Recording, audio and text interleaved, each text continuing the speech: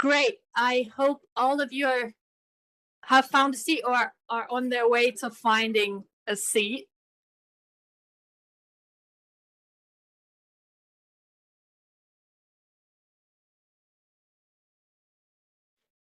So let's get started.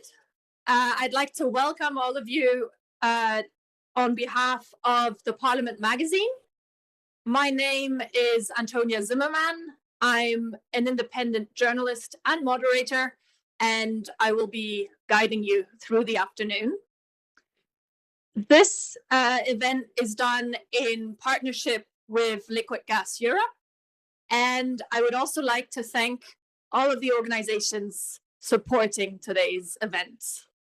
A special thanks also to our co-hosts this afternoon, MEP Sean Kelly and MEP Pietro Fiocchi. Now, we're holding this event at a time when the global energy transition is accelerating. And I also think that current geopolitical developments are pushing the issue of energy security back up on the agenda. And that's where renewable fuels have the potential to play an important role, especially in sectors that are proving challenging to electrify, such as off-grid heating, industrial processes, and transports. That's where we can see them as a complement to electrification, especially in cases where questions around availability, questions around infrastructure rollout, or technical hurdles are making it more challenging to rely on just a single track approach. Now, as we move into this discussion of this afternoon, I would like you to remember that if we're talking about these kinds of situations, we're talking about rural and off-grid communities mostly. And that's not a small share of the European population. Across the EU, we have about 137 million people living in rural communities. That's 30% of the EU population. And so when we talk about a fair transition, we also need to talk about territorial realities and ensuring that for these communities too, we find ways to decarbonize now. So we'll be discussing all of this and much more this afternoon with two panels, one focused on cooling and heating, and a second one focused on transport. We will have Q&A sessions at the end of each panel, so please, if at any point you have a question, keep them for the end of our respective discussions. We will also be having a networking coffee after these two panels that will be just over here. And so without further ado, I would now like to give the floor to Eva Abramiuk-Lete, who is General Manager at rLGs, for her opening remarks.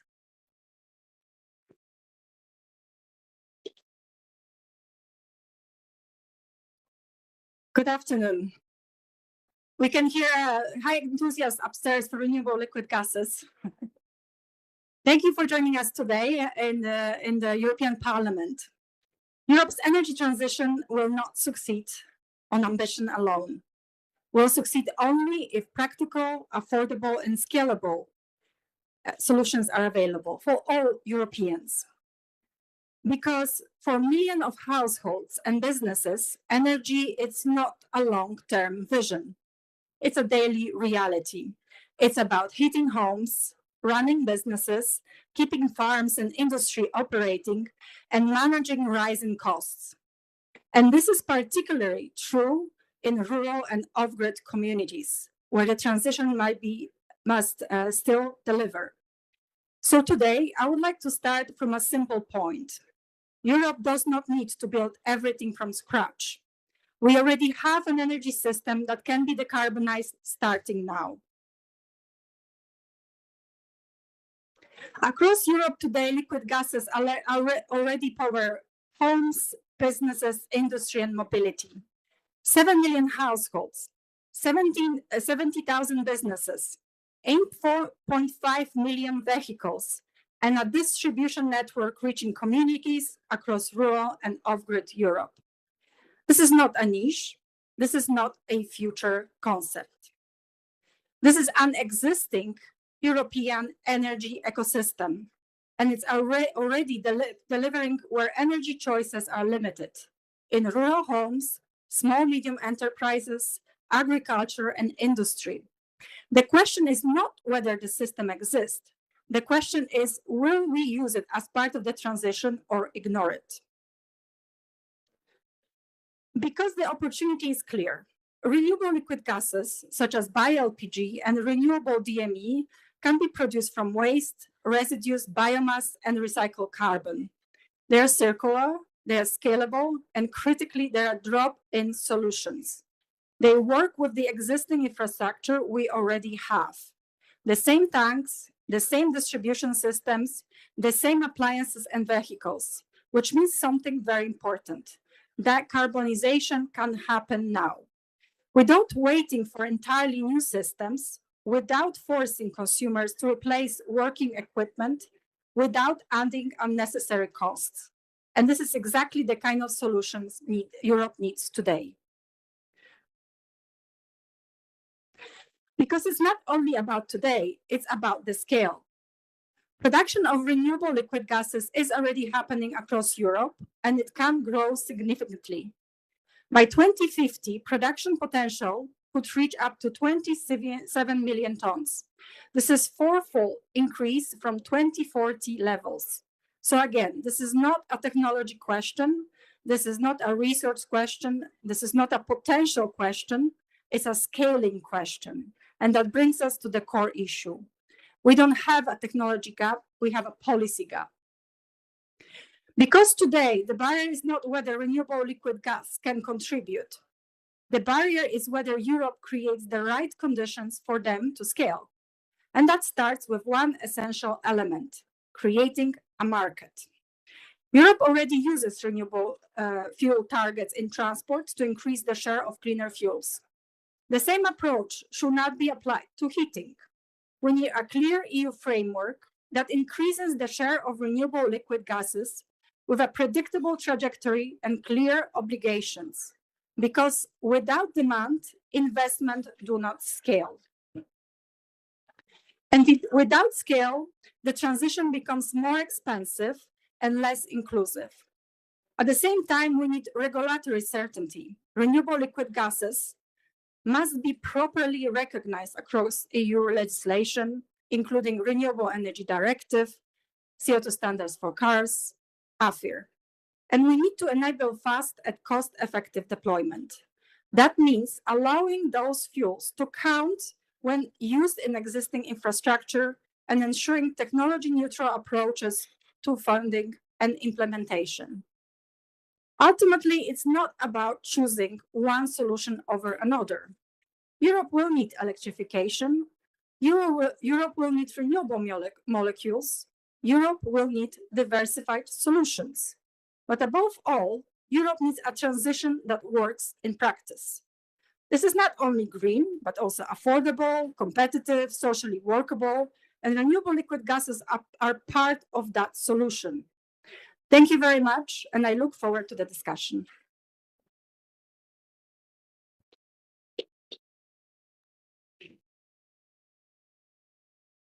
Thank you very much, Eva.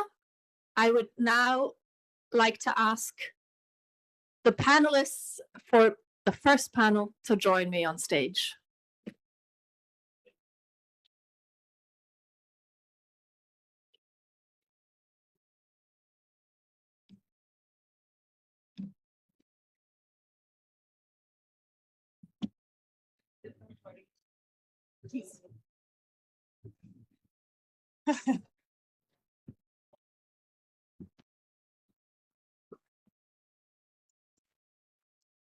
Hello. Please join me in welcoming our panelists. We have next to me Monica Di Pinti, who is Public Affairs Director at EHI, the Association of the European Heating Industry.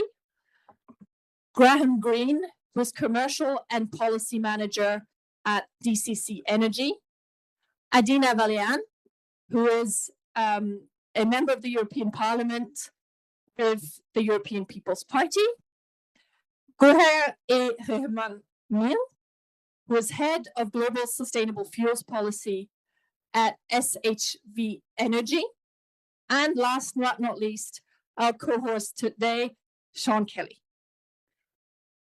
Now, in this panel, we will be focusing on heating and cooling. And I would like to start with talking a little bit about the state of play. So let's start with a perspective from the European Parliament. MEP Valian, could you tell us what role you see for renewable fuels in Europe's energy transition and how you think they can help turn the principle of technological neutrality into reality? Thank you very much, and thank you for organizing this debate. Heating and cooling, it's something very down to earth, I mean, of huge importance for our citizens. And sometimes in bigger policies, we try to overlook the concrete applications of our policies. So we think of big sectors like transport, but usually we have to look at what citizens in day-to-day life actually they need. And heating and cooling is a very important part of our life and a very important part of how to use our energy. Now, I do believe that we need to have technological neutrality in all our policies.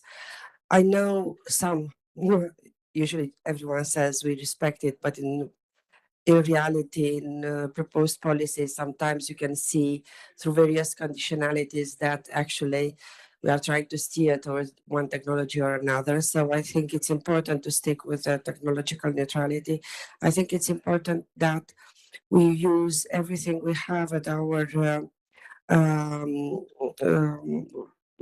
what we can use in a very smart and flexible way.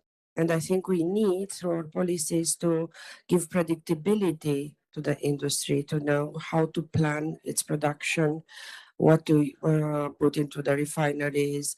And I used to be commissioner for transport, and I was always looking into decarbonization at an industrial angle.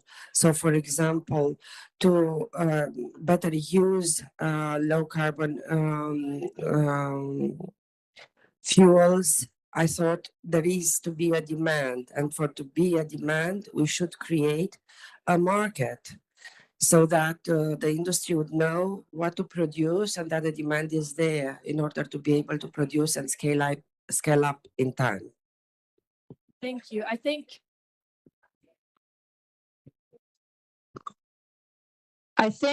now it's working. Great. I think you've already mentioned the issue of, this being an issue that's quite close to citizens. Now, we're lucky in that we have a representative here of the European heating industry. And to start us off, could you tell us a bit more about how you're perceiving the current deployment of renewable heating technologies in rural communities and whether you think these communities are currently ready to use renewable fuels? Thank you. So first of all, a couple of words about EHI, just for everyone to understand where is our point of view. EHI represents European manufacturers of heating systems, stemming from boilers to heat pumps, fuel cells, radiators, home energy management, and so on and so forth. So the whole value chain. They currently represent 90% of European market for space and water heaters in Europe. They have invested and they are investing in scaling up manufacturing capacity for cleaner and more efficient technologies such as heat pumps, but also they are investing and developing new technologies that are clean and can work with renewables. So because at the end, for the industry, what is the challenge and the goal is decarbonization. So we know that is happening mainly with electrification, but it will need to be complemented by other renewable fuels. For example, like what we are discussing today, of course. So from an industry perspective, we are ready for all scenarios. That's the thing. What we know from our data right now is that we have a situation where more than 80% of the installed stock today, heating stock today, is oil, gas, condensing, non-condensing boilers. We have around 10% of heat pumps. Of course, we hope to put more of those into the ground, but I mean, these numbers show that the challenge is very big, and potentially these boilers can be already decarbonized with renewable fuels, biomethane, bioLPG. So the technology is not an issue. So we know that heating is a local issue. We have all the technologies that would adapt to the diversity of buildings across Europe. We just need that fuel. I think it's very important. MEP Valean mentioned technology neutrality. We call it multi-technology approach because we have different solutions. Decarbonization is the goal. We need an ideal mix of homegrown renewables on the ground to not just decarbonize and achieve climate neutrality, but also for the energy security. So from our point of view, everything is good to give us the renewables, and we are ready. We've just heard, we are ready. We've also heard that, the industry is very adaptable to the diversity of buildings. MEP Kelly, based on what you've heard, in which cases in particular do you think renewable fuels can help support the EU's climate ambitions? Yeah, absolutely. As has been said, one size doesn't fit all. And while it's ideal that we would have electrification and heat pumps, etc., firstly, electrification from fossil fuels is different to electrification from renewables. So when people talk about electrification, that has to be taken on board. Secondly, when it comes to particularly households, SMEs, etc., again, one size doesn't fit all. And as a rapporteur for the Energy Performance of Buildings Directive, we had big discussions on this when we were going through the file. And there were people who wanted basically to phase out fossil fuel boilers, which sounded great. But in actual fact, as has been pointed out, it's not practical. And I think one of the key points here is that do we want everybody to be part of the transition, or do we want only those who are building a new house or a new factory, etc., who can have heat pumps or electrification completely as of new? Or do we want to include people who cannot afford to go from a fossil fuel boiler to heat pump? Because the cost is prohibitive. Secondly, it's impractical in many of their buildings. And thirdly, to do it would require what we would call a lot of rooting and tearing, so that actually have to leave the house. So when I've spoken to many people in my own area and beyond, because I'm trying to promote the EPPD, and that's the message I'm getting back, that is just not practical. So if you are not going to facilitate them, there's going to be no reduction. And this is the key point. Not everything can be reduced to zero, but it's far better to reduce it by as much as you can. And renewable gases have a big role to play in that. Because number one, all you have to do is to replace the boiler if it is old with a new boiler, and then you have renewable fuels. It's far better, far less costly, and delivers the same comfort, probably, health value and heat as if they tore up the whole house and put in a heat pump. So It has to be technological neutral. We have to embrace all technologies that help us to reduce emissions. But the idea that every single building, every single factory, every single school must be zero, that doesn't make sense, because they won't be able to do it. And if they won't be able to do it, they'll do nothing. So it will be as bad now as it will be in 20 or 30 years' time. And I think that's the key point to get across. So my message, and I think we need to get this across politically to every citizen, essentially. You can all be part of saving the planet by reducing emissions. And there are technologies that can help you. And that is a far better positive message than trying to say, you have to do this to get down to zero. I think that's the key point I would like to make. Thank you very much. Thank you. Gohar, I'd like to put this to you. We've just heard about, the issue of affordability, of making sure that everyone's included. So based on your experience, what benefits do you see for rural communities? And are there any examples that you might be able to provide? Sure, happy to give some examples. But before I go to the examples, for people to know, SHB Energy is one of the leading distributors of LPG. LPG is used in rural communities for heating purposes in homes and industry. And we are currently active in 17 countries across Europe. And in selected markets, we are already providing solutions like bioLPG. So as it was discussed in the panel, that we need to understand what the reality is today. The reality that we see is that there are consumers out there who think that bioLPG and LPG is a practical decarbonization pathway. We have also looked at some numbers. So recently we commissioned a report together with DCC. And one of the conclusions of the report is that renewable liquid gases are complementary to electrification. And they are broadly cost competitive if you compare these technologies on total cost of ownership basis. With the upside in case of gases is that you don't have to have high upfront investments for building fabric upgrades or massive system changes to reinforce the grid infrastructure. I would like to share a couple of examples where we have deployed this product to customers. One example is of a household in Tullamore, Ireland. And thanks, John, for correcting my pronunciation before the panel discussion. It's a household that was reliant on an old oil-fired heating system. And they were looking for an alternative that is available and that is also ecologically friendly, because consumers are becoming more and more aware of environmental impact that they have in their daily lives. And they started off also by looking at, okay, can we also electrify our house? Is deep retrofit even possible?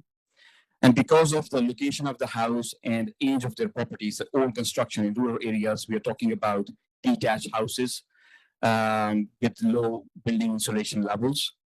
And we have some estimates that say that the cost for deep retrofit for heat pump installation could cost you approximately 56,000 euros. That's a lot of money. And there's a survey, National Owner Survey Research Commission by Liquid Gas Ireland, that found that 50% of the respondents of the survey said this level of investment they cannot afford. And this data is not coming from industry.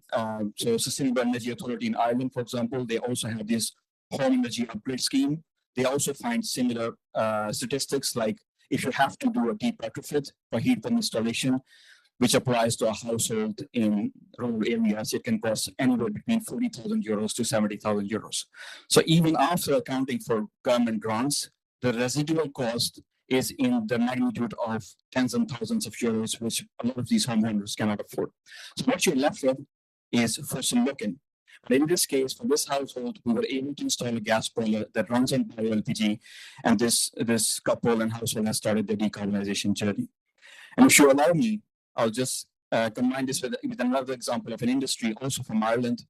They produce farm machinery, employs 120 people. So it's also important for rural economic activity. Their process ovens that do powder coating for farm machinery, they operate at above 200 degrees Celsius.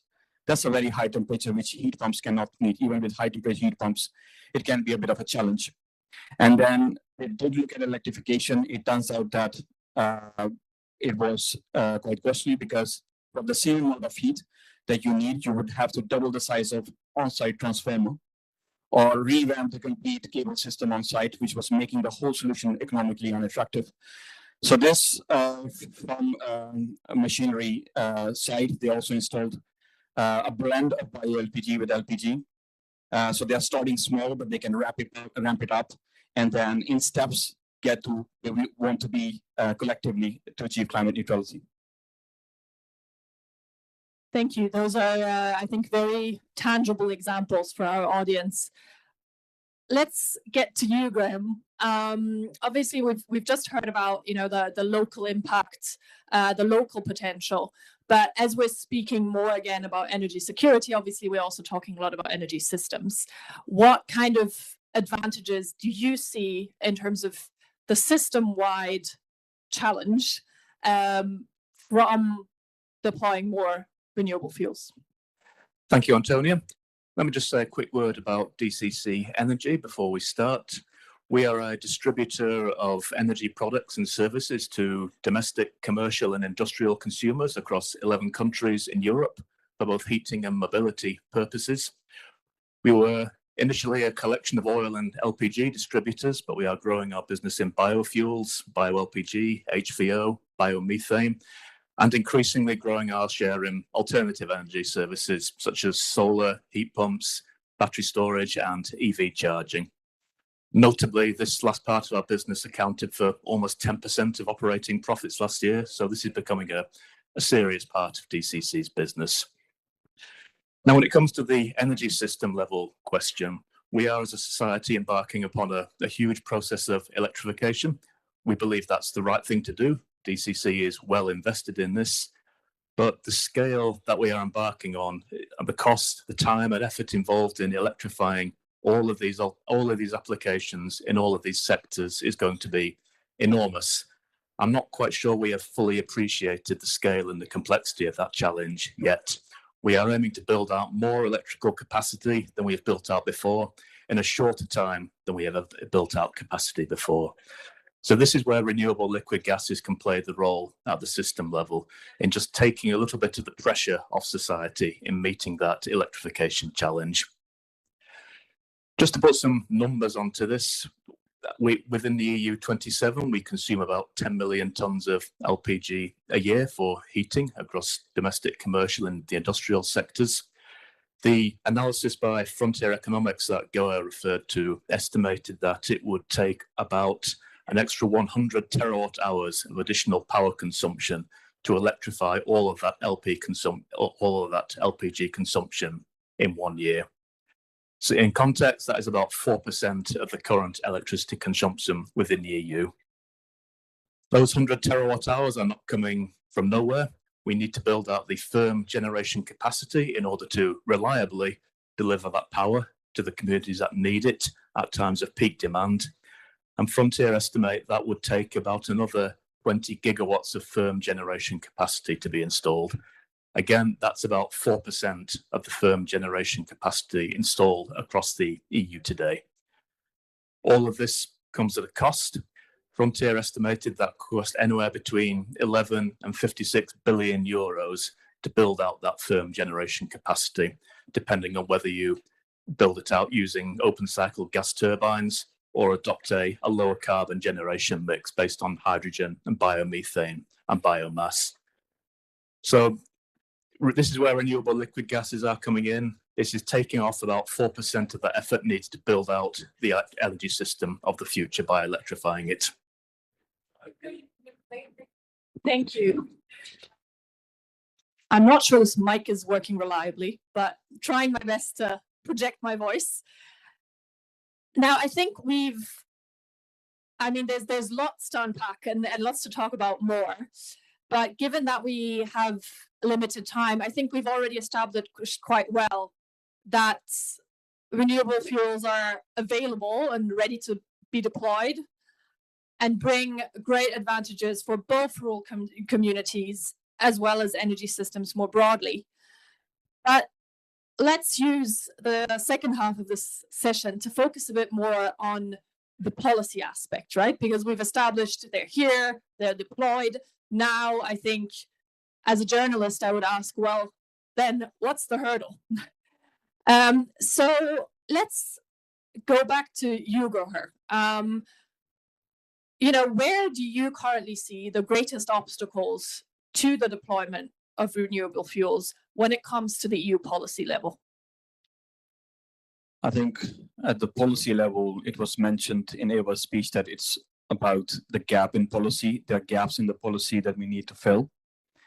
And one of the points I would like to highlight is that we have seen a lot of progress when it comes to EU policy in sectors that are hard to abate.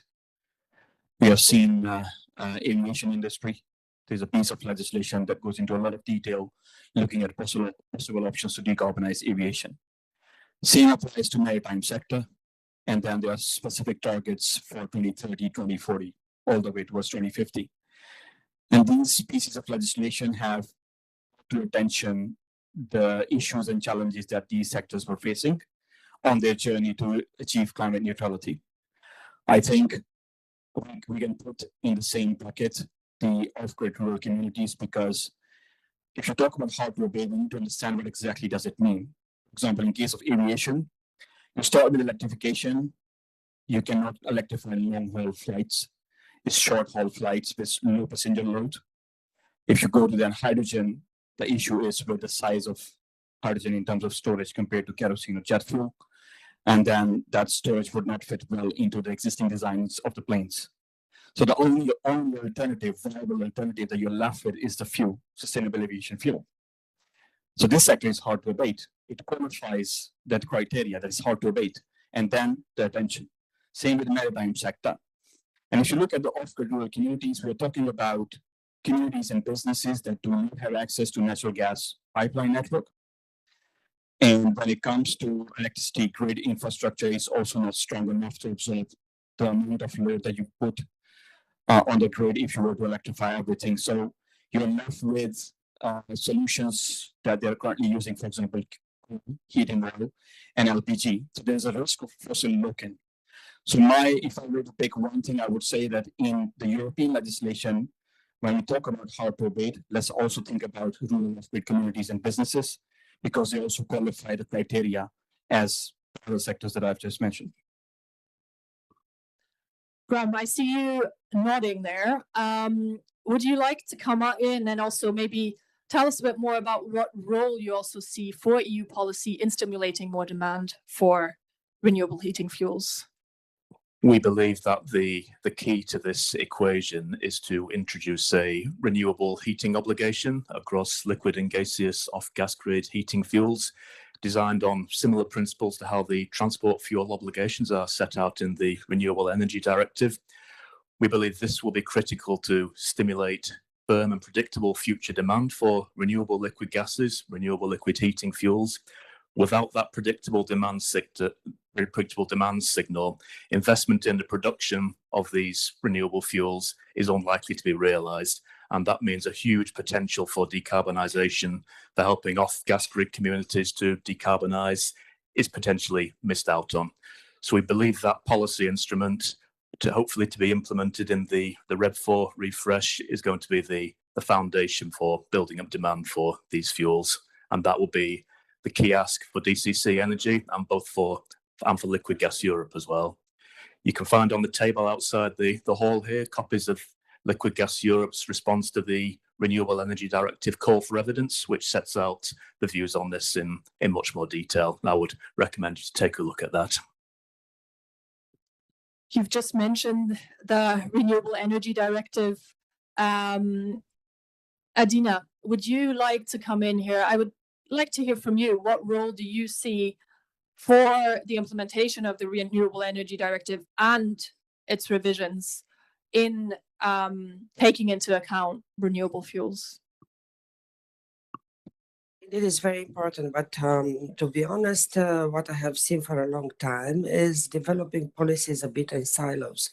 So, for example, when we started to think about the sustainable aviation fuels, We need it. We talk with the industry. We knew there are new technologies, new ideas, what to use for this in order to develop enough volumes to serve the industry with sustainable alternative fuels. But we hit a wall in convincing other policymakers to include in RED these new ideas of from what to produce alternative fuels sustainable. So I think here it will be a need of more horizontal integration in policies. You're saying that for rural areas, this should be considered as hard to decarbonize. And indeed, I think, I don't know for sure the figures, probably Sean with energy poverty studying this subject knows better. But I think there are millions who would be in need in reducing the emissions and still not affording the switch to electrification or heat pumps. So what would be the idea is, for example, maybe what it was produced by my team for aviation and maritime was a mandate of increasing blending, a blending mandate of what you have in order to create predictability for industry that is going to be an increasing need of that fuel, so that the industry will start producing more and more, knowing predictably how much it will be needed. By the other hand, don't impose from the beginning a high target of switching, because there is not enough volume there. So you need to have a combination of policies, as I said previously, with an industry angle in your mind, so that you can deliver in a realistic with a realistic approach. It has been done, proposed previously, so we can think in the same way. And the RED needs to include all these new ideas in it in order to make them legal, or to give a legal certainty of those who are producing for these purposes, that they are in and recognized as such their role in reducing the emissions. Monica, bringing in the perspective very much of the industry, what's your perspective on a blending mandate? So I think so far we all pretty agreed, but I have to disagree a bit. We mentioned, of course, I agree on the fact the division on what is hard to abate and what is not was trying to direct where renewables have to be used. And the building sector, despite being difficult to decarbonize, has been said that it's easy to decarbonize and therefore can electrify easily, which we know is not the case because of the diversity, because of the energy system that we have on the ground, and because in certain areas, indeed, as we were saying, it just makes more sense to have renewable fuels than renewable electricity.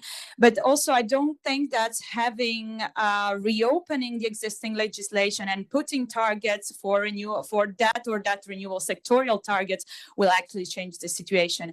Something that was the EPBD in the former legislative period, thanks also to Mr. Kelly, was doing a good thing about being agnostic about phasing out fossil fuels and not banning a technology just because right now runs mainly on fossil fuels, because the technology is neutral. So I think we need to keep the good things that were done during with the Fit for 55. We need to provide the regulatory stability that the industry needs in Europe without reopening what is already there.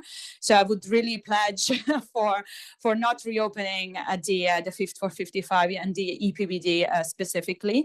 We have seen positive development also lately in the eco-design. During the eco-design revision, so focusing on the energy efficiency, not including a technology ban, of course, putting higher efficiency target there, also for boilers, but those are achievable and they are not targeting the fuel you put in.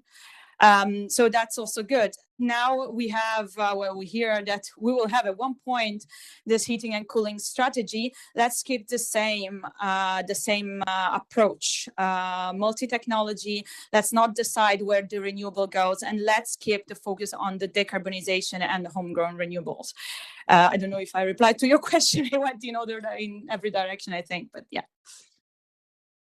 No, I think that was quite clear. Sean, I would like to hear from you. We've now heard, a number of suggestions, directions that we could go in. How do you see this discussion? Should we, reopen certain files? Should we not? Where do you see the levers? Not so much open certain files with a view to changing them or reducing the targets, because that's what was mentioned, particularly at the beginning of this mandate, to change the targets for 2030 and 2050. That's not the option. But I think there's need to be alignment between directives in relation to targets, calculations, technologies, particularly EPPD, Repower EU, energy, taxation, etc. So there's consistency across the board. And I think if particularly this technology requires some changes that will benefit, I think the mood is there now by both by the Commission and the Parliament to facilitate that, so that we would have, first of all, technologically neutral policies, but also to facilitate the uptake. And I think particularly in the EPPD, there's enough there to facilitate the uptake. And what's really required is that member states would draw up their plans both for residential buildings and public buildings with two scenarios. One, electrification, heat pumps where it's possible, but where it's not possible, where you can use renewable gases, etc., have that as an alternative, have the incentives for both, and allow people the opportunity to compare. And I think going back to Gowan's point, you gave a house in Tullamore. There are probably millions across Europe that if they were presented with the same scenario, they'd look at it and they say, this is the cost of full electrification, I can't afford that. Secondly, which you didn't point out, for many of them, they would have to leave their home and rent a place. And of course, with houses not available to people, there's no place to rent. So they'll do nothing. This is the point that's being missed. They're going to do nothing because they can't, but they want to. And we can create the demand if we have the right policies. And that is where I think renewable gases have a huge role to play, because in Ireland, half the houses are heated by either coal, oil, or peat. Coal, oil, or peat. So if you change the gas in the morning, you'll be reducing emissions by 50%. And then if you have renewable gases, you're down basically to zero. And that is not being mentioned in public discussions at all. And I think that needs to be. So that's where I see technological neutrality coming in. Give people the information, the option, and both incentives. You incentivize both. You don't say you have a big grant for a heat pump, but you don't get a grant for something else.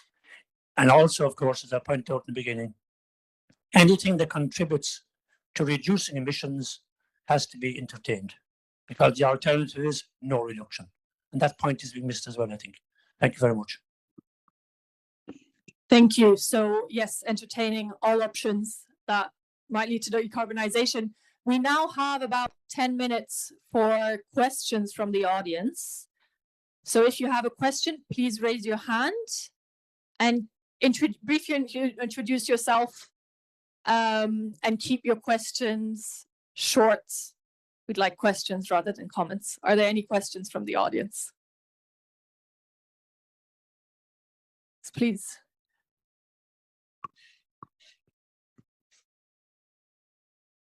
Thank you. Job Stierks from the German LPG Association. Maybe a question to Adina and to Jean, the two members of the European Parliament.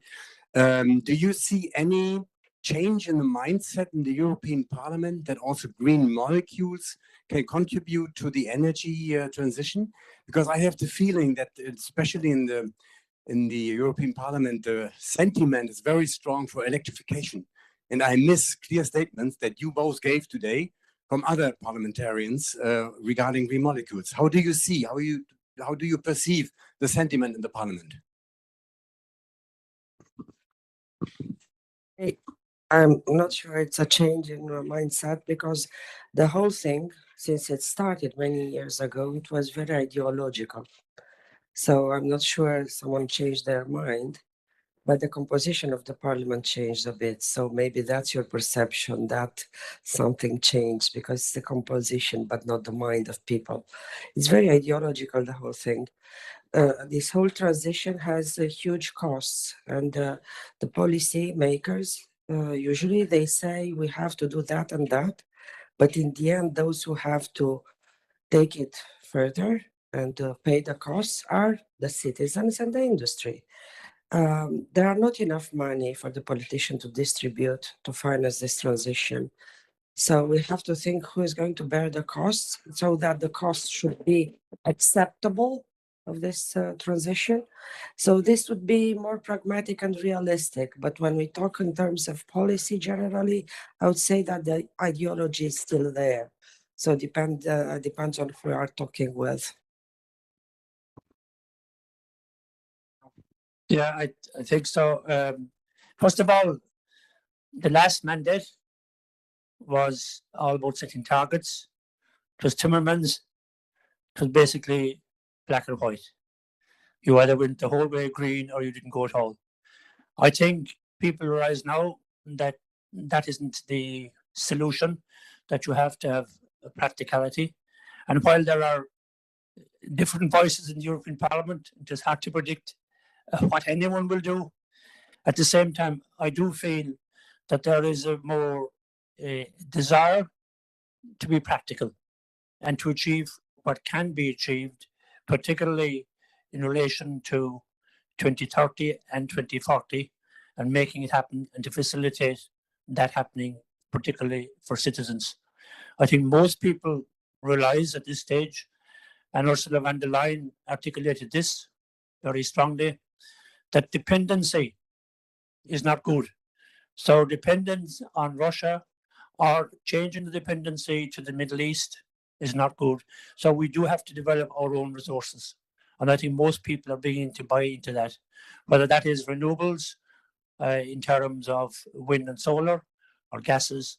And I think once there are proposals in that regard, I would imagine we will get a majority for that situation in the European Parliament. Thank you. Are there any more questions from the audience? Yes, please.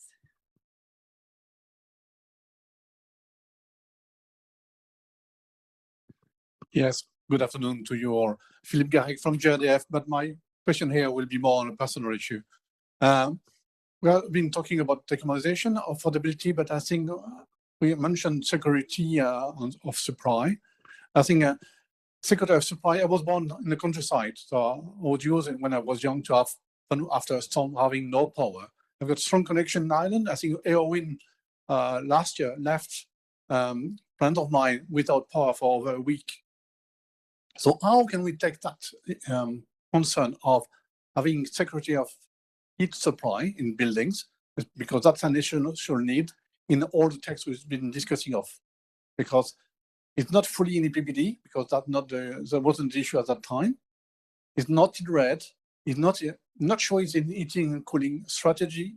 So, but what we want really as a Europe, as a member state, and as individual, is to have clean, affordable, and secure energy. But nowhere we have the three at the same time. Who would like to take that question on energy security and how it can be combined with the other factors? Yeah, energy security is vital. The same as defense security, the same as food security. And we have to do everything we can to make it happen. Now, renewables will be, particularly renewable electricity, will be the key aspect. But to make that happen, we have to have backup, which may be gas for some time to come, but also storage is going to be very important, batteries, and above all, the development of the grid. And the grids package was presented to us on the 12th of December by Dan Jorgensen. That's based on a report which I was a rapporteur for, an own initiative report. Basically, most of the points were in that are now in the grids package. It has to tackle such things as planning and permitting, because if that isn't done, it's not going to happen. It has to tackle cross-border difficulties, but eventually, sometime in the future, we're going to have what I call utopia too. We're going to have complete energy security in Europe. We'll have hopefully complete interconnection, and we won't have to worry anymore about Russia or the Middle East or what Donald Trump decides to do anywhere in the world. And I think that is something that we have to move to. But we have to move to it rapidly. And particularly, we have to get rid of the NIMBYism that causes planning and permitting and judicial reviews and delays everything for 10 or 12 years. So if that reality doesn't hit us, then we're never going to have energy security. Thank you. Of course. Maybe I can complement Sean's response. I think on the issue of energy security, of course, electrification would play a part. And then there are pieces of legislation that try and address it. But to get to that stage, I think we're still a bit further away and there's steps in between. I think equally important is the role of gaseous fuels, because electrons and molecules need to work together to make sure that we are moving towards an energy independent, energy resilient Europe as a whole.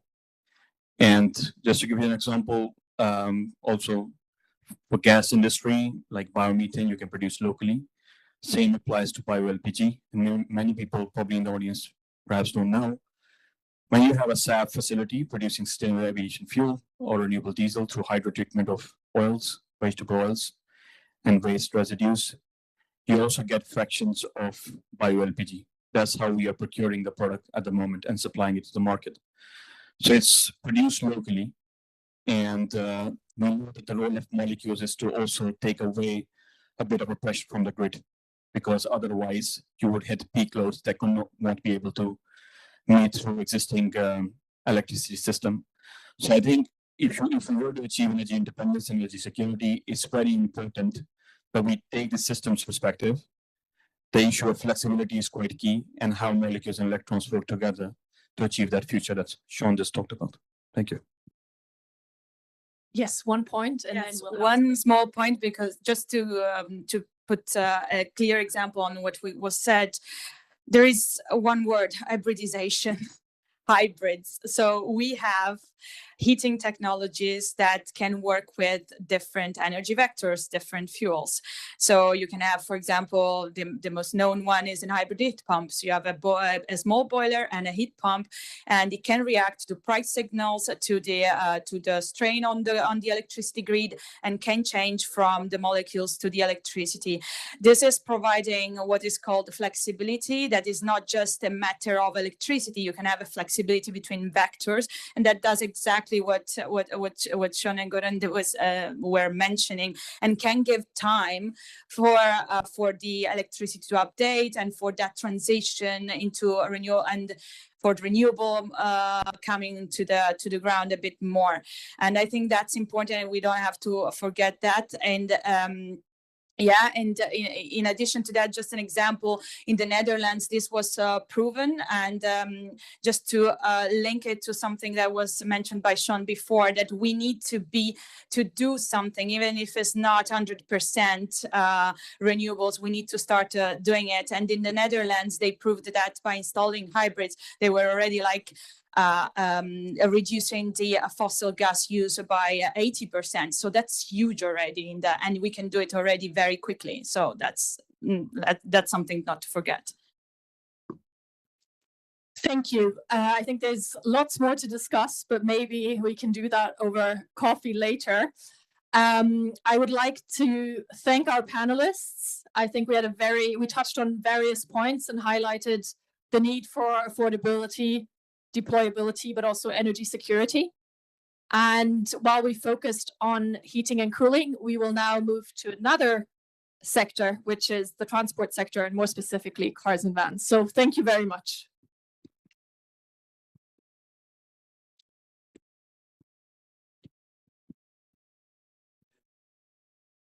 And I would like to ask the speakers for panel 2 to please join me on stage.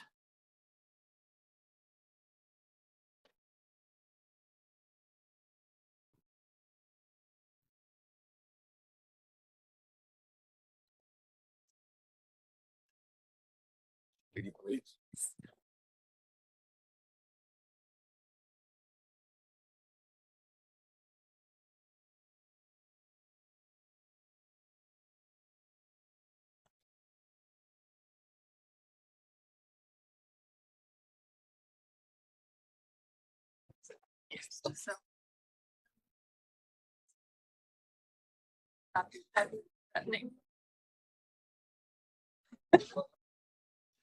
yes, don't leave any gaps.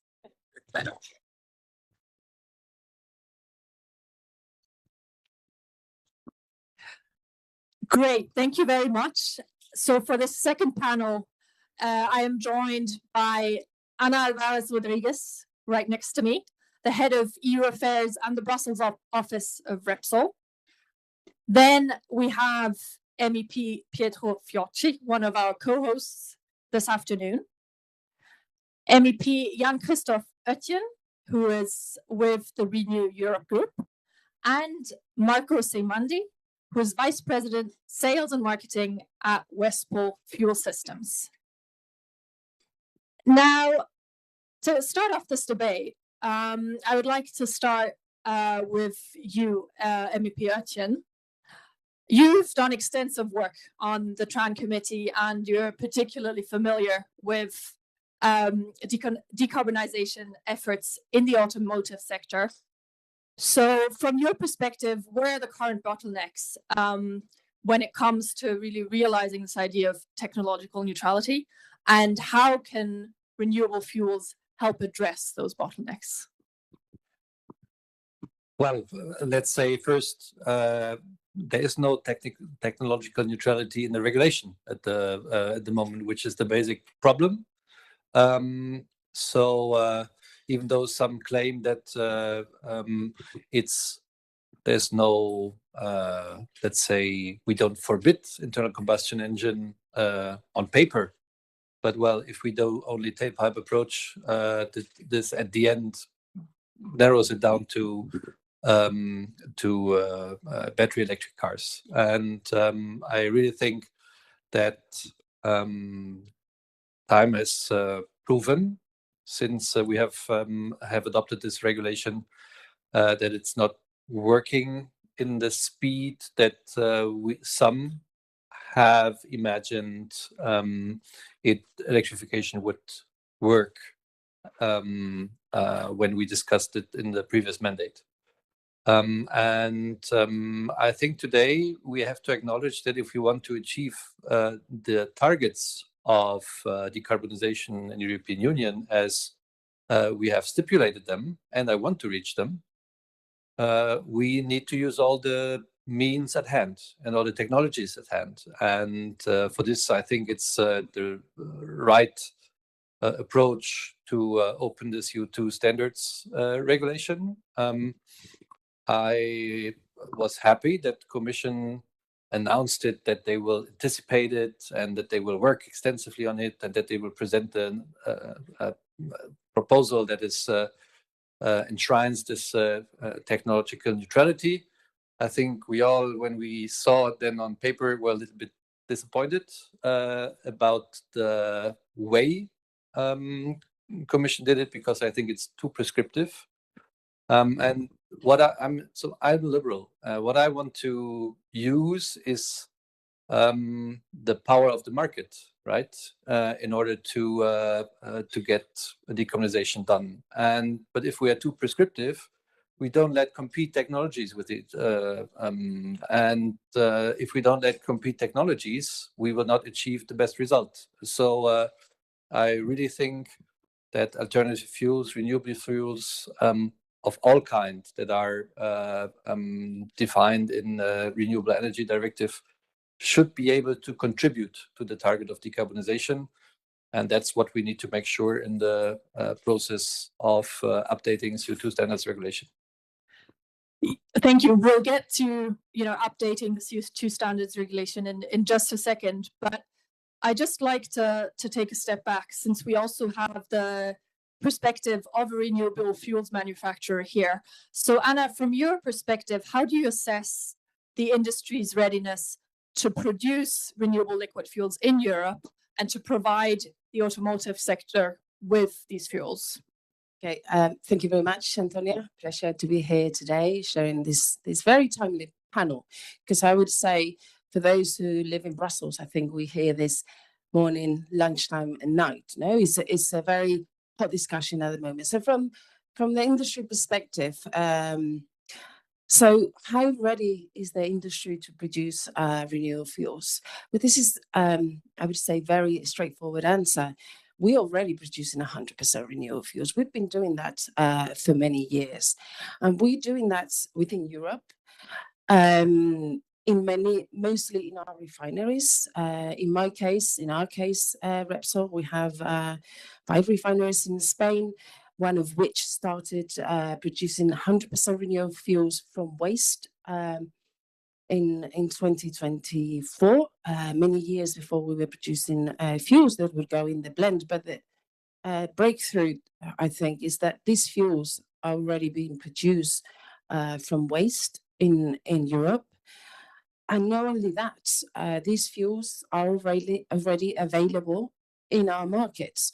So answering your second question, are we supplying the market with these fuels, with these 100% renewable fuels? Indeed, we are. You can, and again, I'm speaking about our company in Spain, you can go to more than half of our service stations and fuel your car with 100% renewable fuels that are compatible with existing fleets in a special dedicated infrastructure that provides from the refineries to the pump.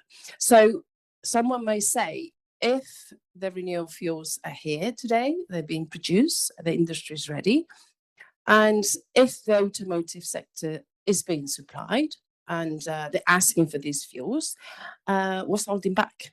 Where's the missing link? And perhaps you said that later on we'll talk about the regulation, but perhaps a little bit snippets of it.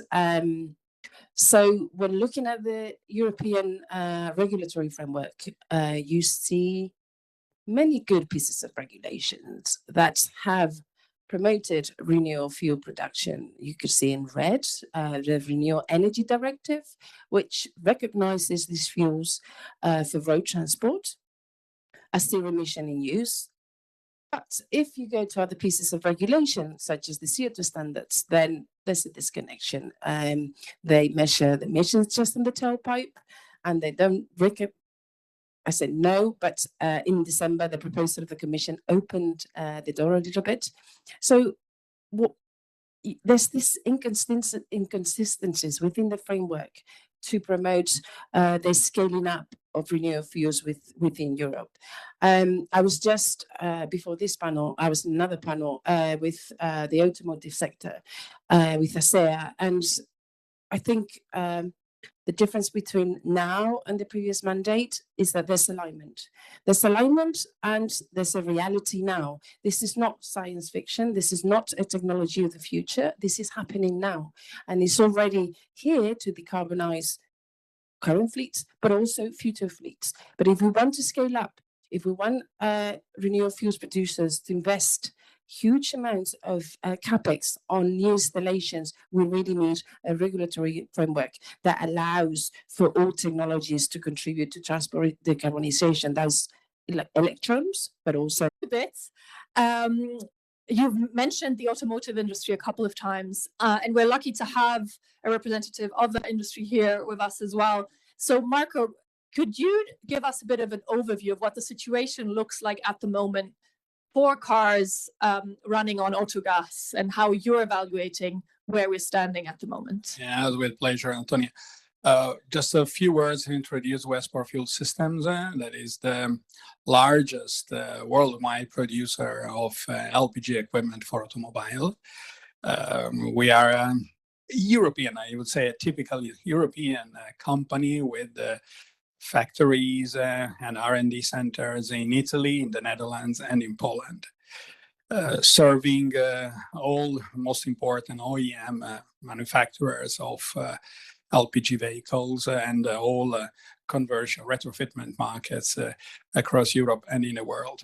So speaking about autogas industry at this moment and what they do, the OEM, the car makers, about LPG vehicles, well, I could start telling that Europeans, customers, they like LPG cars. If they can, they buy LPG cars.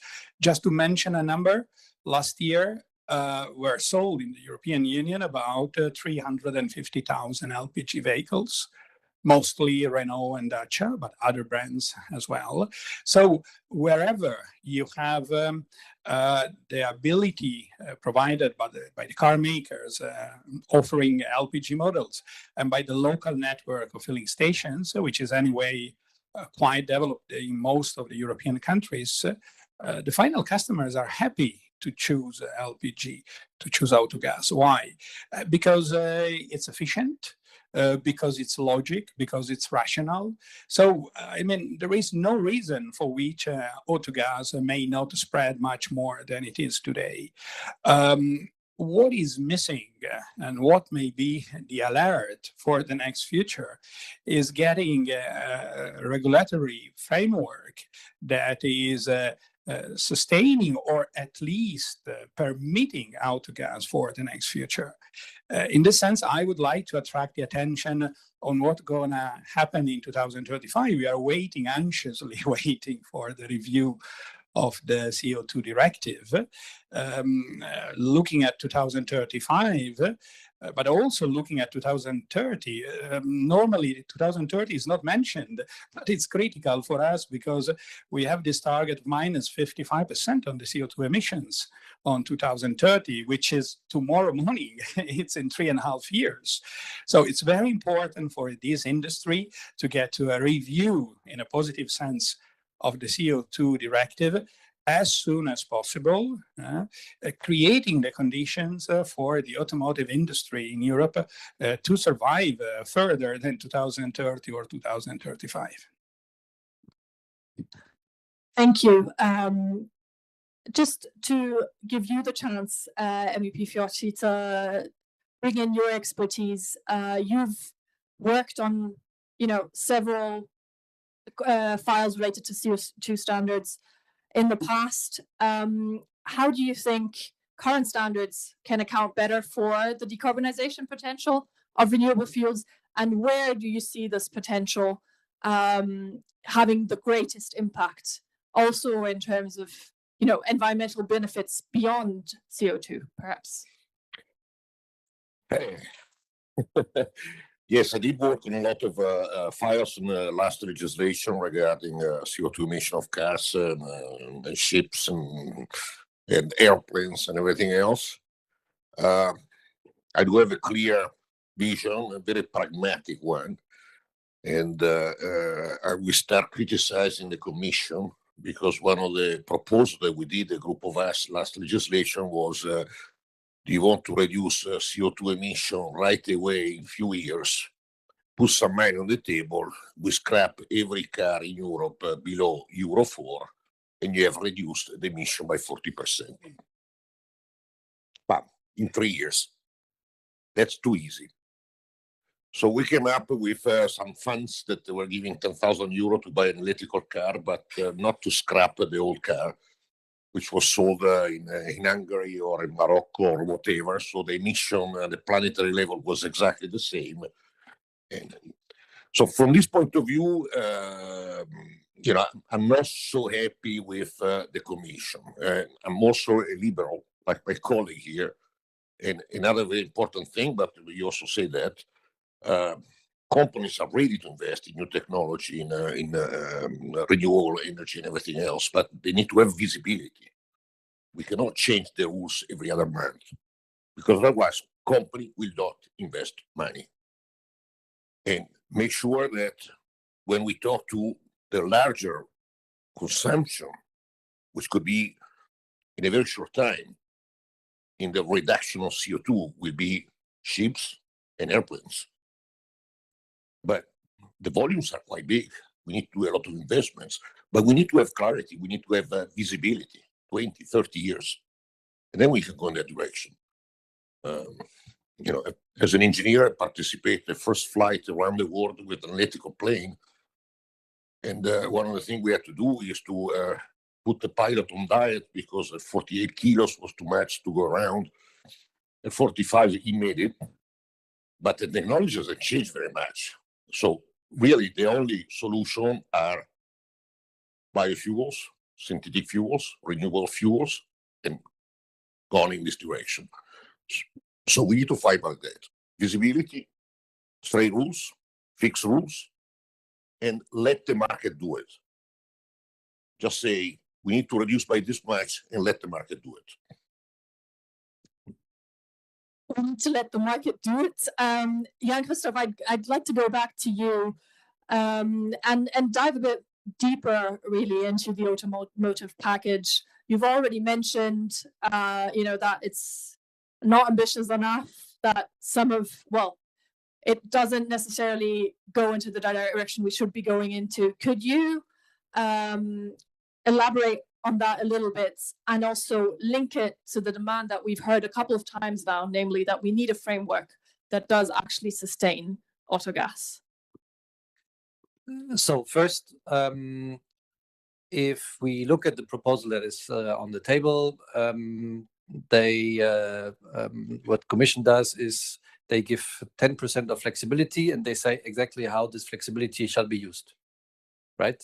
So they say 7% is for green steel and 3% is for alternative fuels. So what I would like to say is maybe we should give more flexibility without lowering the ambition, and be less prescriptive in how this flexibility should be used by the car makers. If we say them immediately, okay, you have to do this, again, where is the competition in innovation, in engineering, on what the best solution is? I want them to compete with each other because this will bring the best solutions to the table. And I would look as well if we put green steel in the basket, and this is Commission doesn't like to go away from tailpipe approach. Let's be honest with each other. They do it because they're pushed to it and because they see this as an opportunity to give an incentive in green steel, and because von der Leyen in Germany during campaign, she promised to go to move on technological neutrality. So she gives us 3% of technological neutrality, right? So on accountability of accounting fuels into the to the system. So I would be more open. Let's do the car makers choose their mix. Don't be prescriptive on the percentage that has been used to the different types of compensation. Let's say like this. Maybe add even aluminium into the equation, and then let them do the job and let them do it. And I really think that the most important, the biggest fight, and maybe, I mean, what you hear is between Pietro and me. At the moment, there's maybe not a big difference, but maybe there will come a difference in the question of, shall we go to 100% compensation, or shall we go the way the car makers want it and go to which requests to say, okay, we go to 90 and then add the flexibility afterwards, but we reduce the target. So maybe this will be the biggest discussion, but the most important thing is make all fuels be accounted to this target. And there, autogas has an important role to play, as well as all the other fuels. And I would like to add to this that I think that we need to make sure that what has been discussed during the last mandate already, that we create a new car category which runs exclusively on alternative fuels, that this is put into practice as well, so that we don't only say, okay, we account to the CO2 targets, but that we have a specific category of cars with an internal combustion engine, or so where all the solutions can be put in that is counting then as a zero emission car. And so we go effectively away from the tailpipe approach and go to a really a system where we take into account what is put into the tank as well. Anna, I'd like to give you the chance to respond to this. We've heard about the 10%, 3%. We've also heard about the necessity for a new car category. How do you see this from your perspective? Thank you very much, Antonia. So perhaps I would like to pick up and allow me to just go a bit technical here on what are fuels, liquid fuels, how they are produced when they're renewable, and why are we asking for this new category of vehicles which just run on 100% renewable fuels. So liquid fuels are a combination of carbon and hydrogen molecules. The difference between conventional fuels and renewable fuels is where you get your feedstock, your input for. Is it renewable? It's biomass. If it's conventional, it's crude oil. Now, when producing 100% renewable fuels or conventional fuels in a refinery, it's an integrated ecosystem. So out of the same process come out different types of molecules which have, I'm oversimplifying this, but that have different sizes, densities that can be used for different transport modes. So when talking about renewable fuels for road transport, there's always going to be a part of your production that will go to aviation, that will go to maritime, and that will go to road. So Pietro, before you were saying, actually, yes, we need to decarbonize aviation and maritime with these fuels. But if we don't have space for these fuels in road transport, the investment case, the chemistry case is just not there. So going back to this new category of vehicles and the regulation again, the Renewable Energy Directive establishes that these fuels, what they are, apart from a combination of carbon and hydrogen, the sustainability criteria, and also the CO2 emission reduction that they need to be to qualify as renewable fuels. So this directive already establishes that these fuels, when in use, they're 100%, apart from being 100% renewable, they're zero emission in use. And I'm making this connection because if we want to have a coherent regulatory framework with the regulation aligned and also connected to the industrial reality on how refineries work, how fuel reduction works, we must take into consideration all the pieces of regulation in a coherent way and an aligned way. So does it make sense to ask for a new category of vehicle which just runs on renewable fuels as zero emission? Of course it does, because there's another piece of regulation that already establishes this. And so would you say, just as a follow-up, would you say that in terms of definition, we do need, obviously the red, establishes renewable fuels, but then would you say that we need a binding European definition? No, the definition is there. It's already in the Renewable Energy Directive. So the process is very complicated sometimes when talking about things. So depending on where you go, they say sustainable fuels, carbon neutral fuels, advanced biofuels, RFMBOs. Really, we don't really have to reinvent a new name. it's already regulated. So just make sure that we refer to the correct regulation, which is red.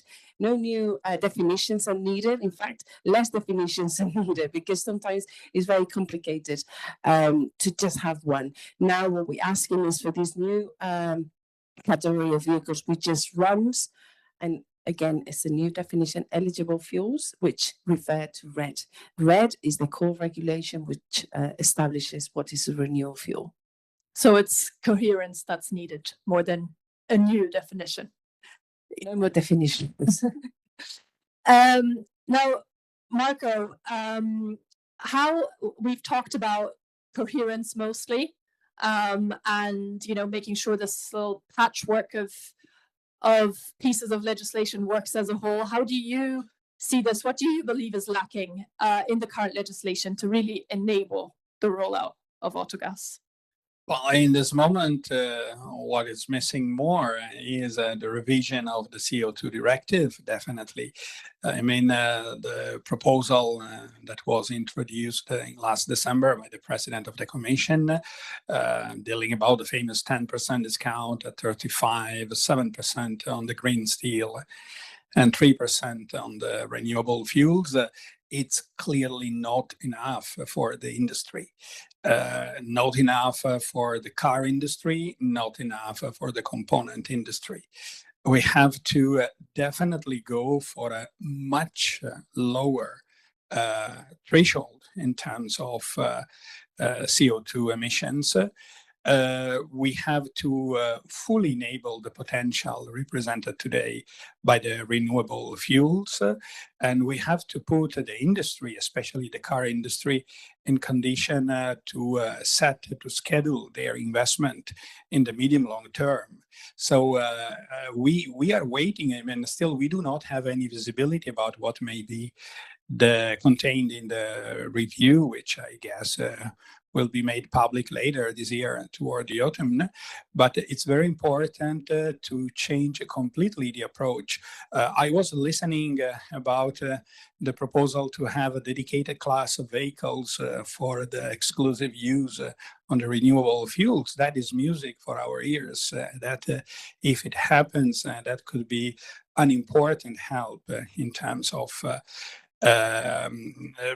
preservation of a technology which is important, which is typically European, which is the autogas technology, even further than to 2035. So what is missing for us in this moment in terms of regulatory scenario is a clear vision about what we want to do in terms of CO2 emissions in the next years. And also, it would be very important to change the approach in the way we measure this. I'm mentioning two aspects which I judge extremely important: CCF on one side and LCA on the other side.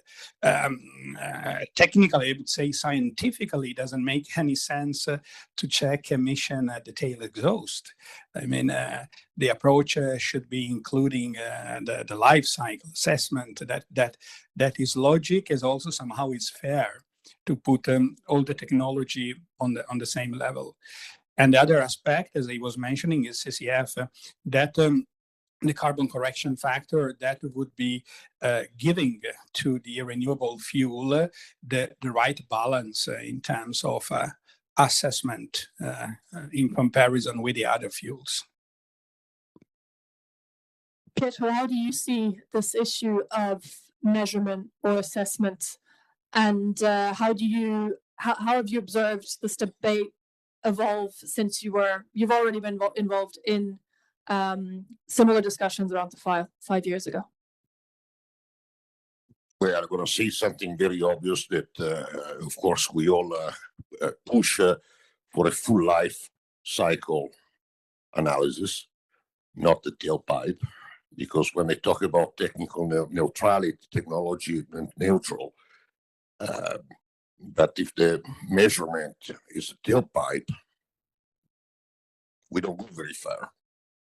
You know, I personally witnessed mining operation on lithium. It's horrible. You have no idea how much chemicals they use to clean up the ore and take it to a truck and travel 10,000 kilometers, take it to a ship another 10,000. Then they come to Europe, and then you have a carbon coal electrical power plant producing the energy to melt down the lithium.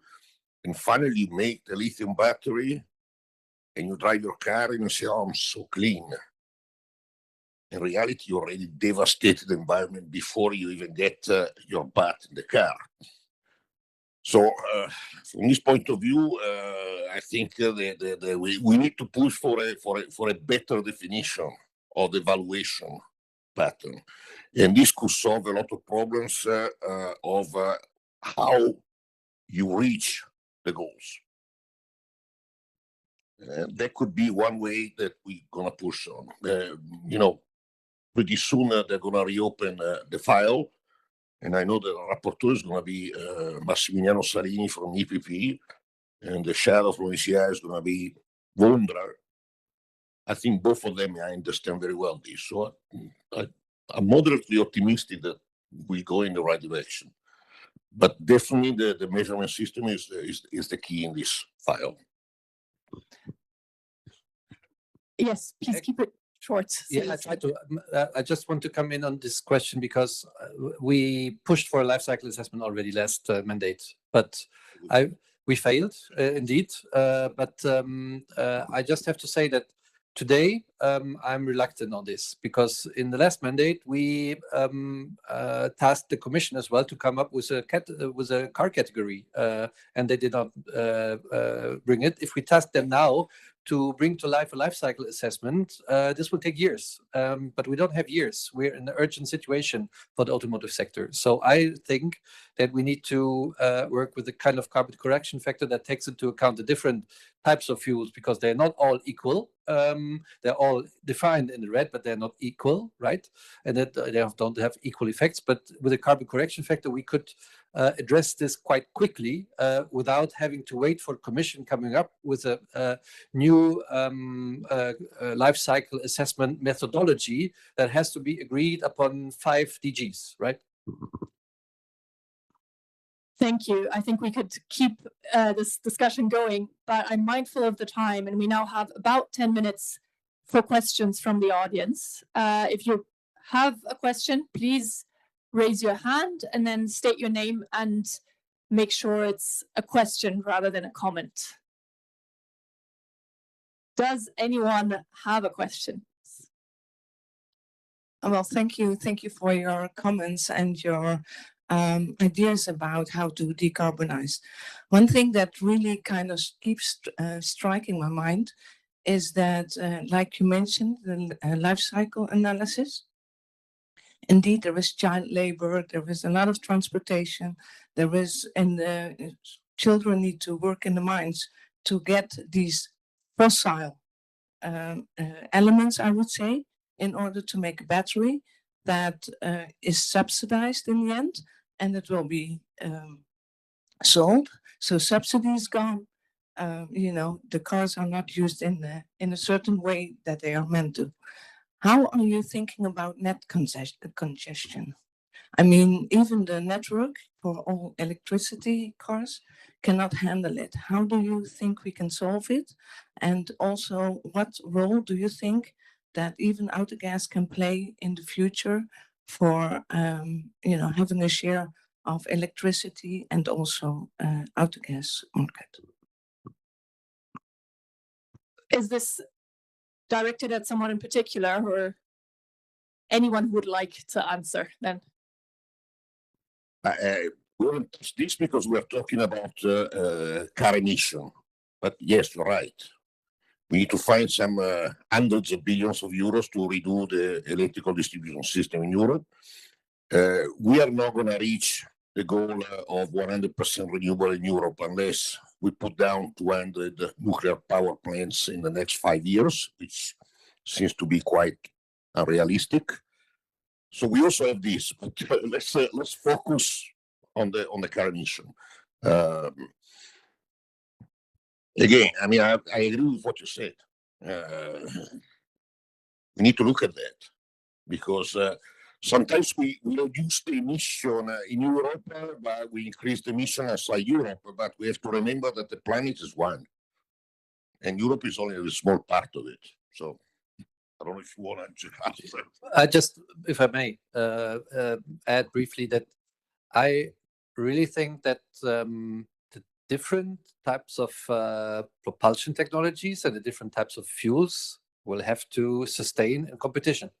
And I'm sure that autogas can sustain in competition, but I'm not here to say autogas is the solution. I do not say electrification is the solution. I say we have to have a mix at the end. I think personally that the battery electric part will be growing in the future. I don't think that we will reach 100%, but we might go to 80, or I don't know.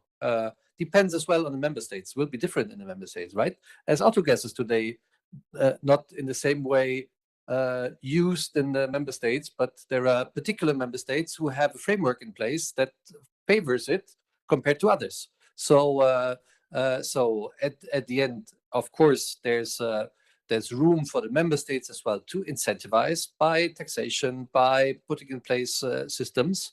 But at the end, it's the consumer who decides, right? If he has a product at hand that is convenient for his use case and for his personal situation and his experience and his attachment to a technology or to a car brand, and all this is part of the choice of consumers, right?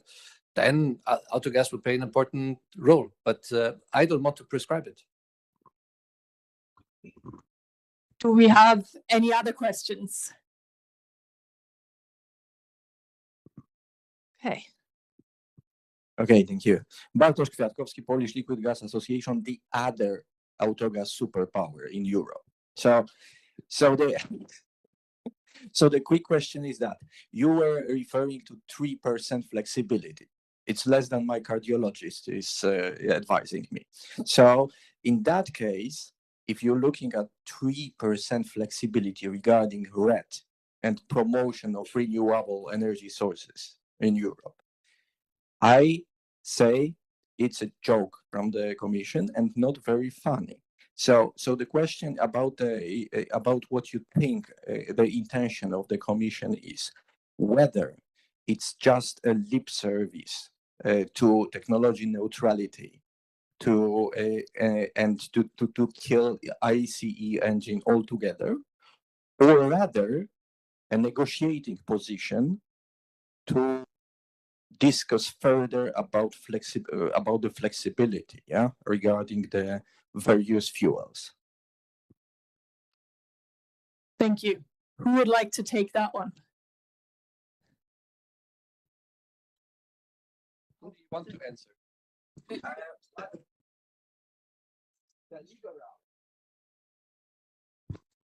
I think he means me. Sorry.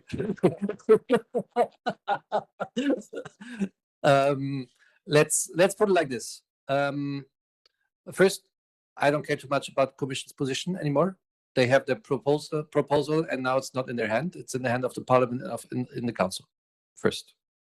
Second, I think that this was the outcome that was possible in the diverging views inside the Commission in the different DGs.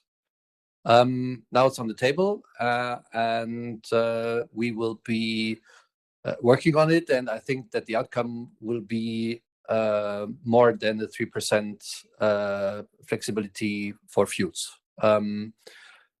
But it's a complicated situation, right? We talk a lot about CO2 standards regulation. There's this second funny file, which is green and corporate fleets, that is on the table, which is politically linked to it, even though technically it's not so much, but politically it's linked to it. It's an automotive package, right? Then there is the situation in the member states. Last time we had a blocking minority that wanted to not to go 100% electric, and at the end it was Germany going out of this blocking minority, and we got a recital for it, which was worth nothing, but that's what we got.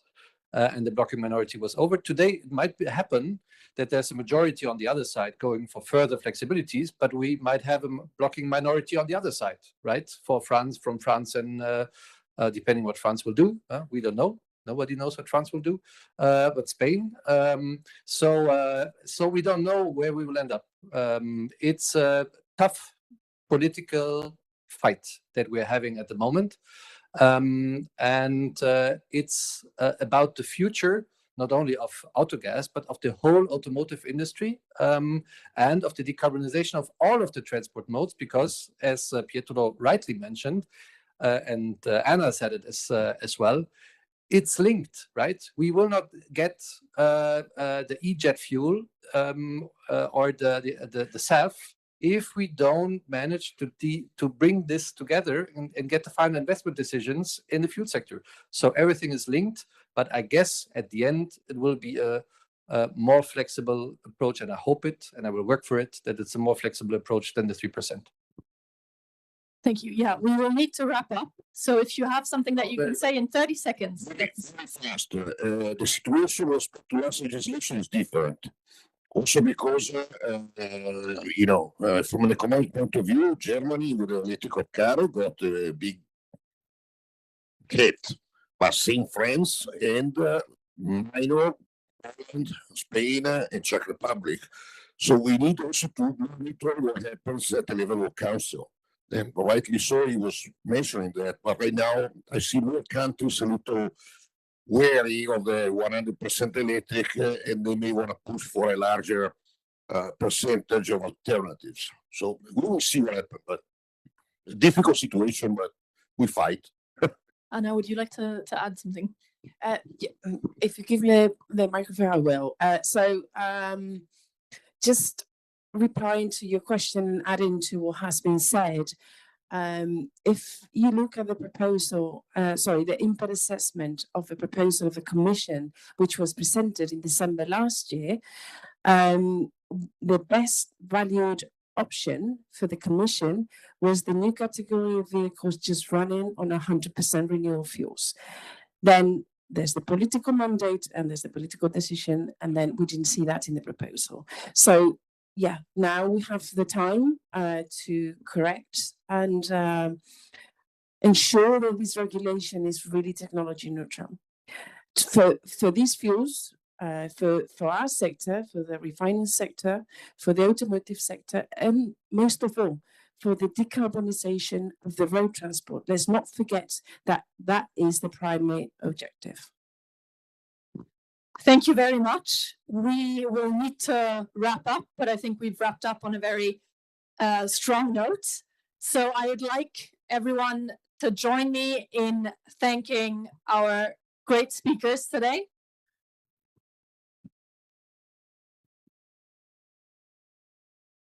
Thank you also for joining, whether in person or online. And a big thank you also to our partner, Liquid Gas Europe. Now I would like to invite you to continue the discussion. There's coffee served in this corner, so you can continue your discussions. Thank you.